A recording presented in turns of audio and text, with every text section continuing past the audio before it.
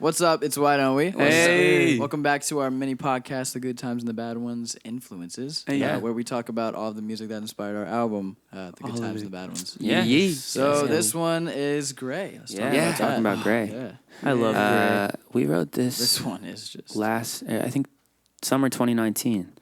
And actually, we're going in the studio with this guy, Michael Pollock. He's an amazing writer.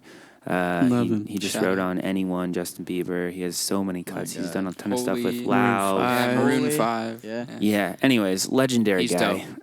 We had a session with him, and our A&R called us, and she was like, "Yo, we have the studio for like a few hours beforehand if you guys want it." And we're like, "Okay." So me and Daniel pulled up, and we wrote Gray.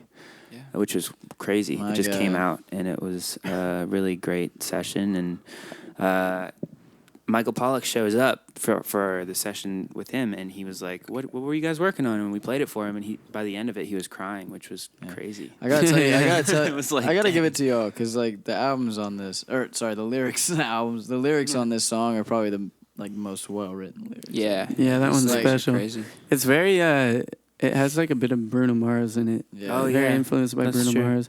Yeah, that talking to the moon. Yeah. Begging, please. Like it's just in a very similar vein. I also want to say too, like I feel like before this song, like a lot of the songs were sent by our label that were great songs. Don't get me wrong, but like I feel like I couldn't show like my full potential of my voice, and I remember.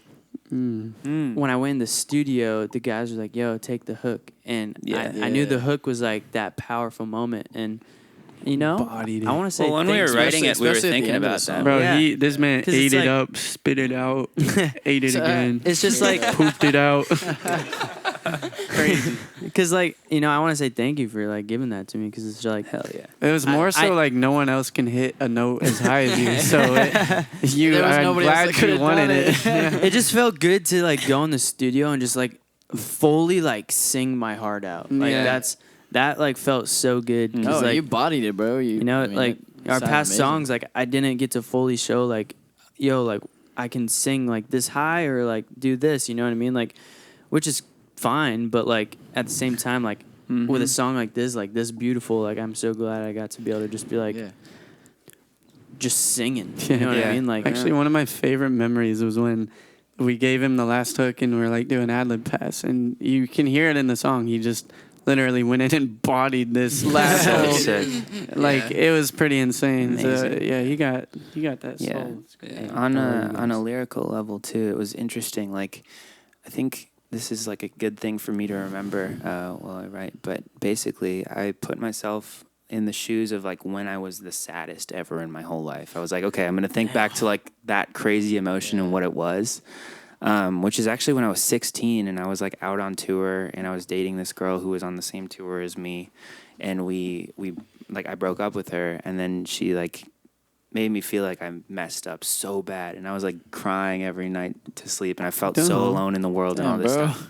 Anyways, I was going through it, but it was interesting because for this song, I was able to kind of put myself back in my shoes then, and like be like, all right, what was I feeling? What was that emotion? And I don't know. I think it's important to remember, like you don't always have to write about exactly what's going on right in your life right then. You can kind of think about different times of your life and write about then. Anyways, that's what inspired Gray. It was crazy because we recorded the song too.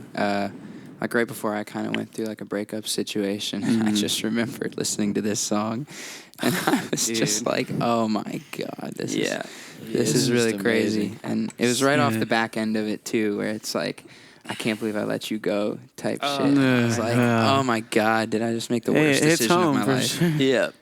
So have fun crying to this one.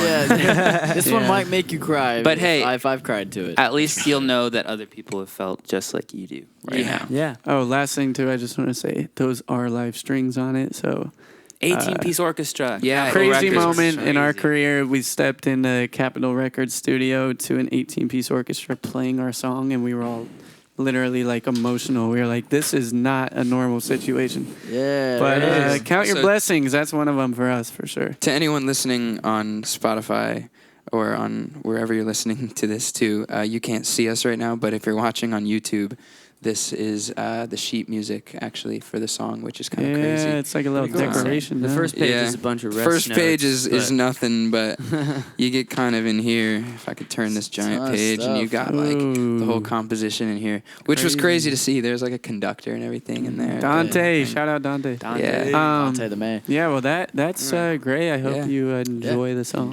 Thank you for listening. And our new album, The Good Times and the Bad Ones, is out everywhere now, and this song is on it. Yeah. If you want to follow us, we're at Why Don't We Music on all social media platforms. You can do that if you want. Yeah. Tinder, Omegle, Twitter, anything. On that note, see you in the next episode, everyone. Bye. I love you. Love.